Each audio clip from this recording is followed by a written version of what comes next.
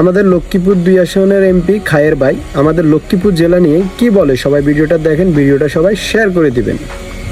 নতুন করে চরাঞ্চল সৃষ্টি হওয়ার কারণে বাৎসরিক প্রায় 3000 কোটি টাকার সয়াবিন উৎপাদিত হয়। কুমিল্লা, লালমাই, চাঁদপুর, লক্ষ্মীপুর, বেগমগঞ্জ সড়ক লক্ষ্মীপুর চাঁদপুর অংশকে 4 লেন উন্নতি করা প্রসঙ্গে মাননীয় স্পিকার, আমার নির্বাচনী এলাকা লক্ষ্মীপুর 2, লক্ষ্মীপুর সদর অংশের আংশিক এবং রায়পুর অংশ 2টি উপজেলা নিয়ে গঠিত।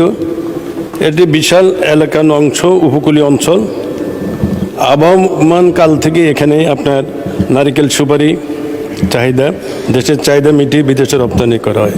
তদুপরি এই অঞ্চলে আপনি জানেন নতুন করে চরাঞ্চল সৃষ্টি হওয়ার কারণে বাৎসরিক প্রায় 3000 কোটি টাকার সয়াবিন উৎপাদিত হয় এবং এই সয়াবিন বিদেশে রপ্তানি করা হয় দেশের প্রত্যন্ত অঞ্চলের বিভিন্ন ছোটোখাটো ইন্ডাস্ট্রির মধ্যে দিয়ে।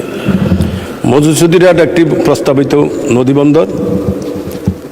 এখানে ভোলা, বরিশাল এবং দক্ষিণ পশ্চিম অঞ্চলে বিশাল একটা অংশের লোক এই মধুসূদনহাট দিয়ে যাতায়াত করে।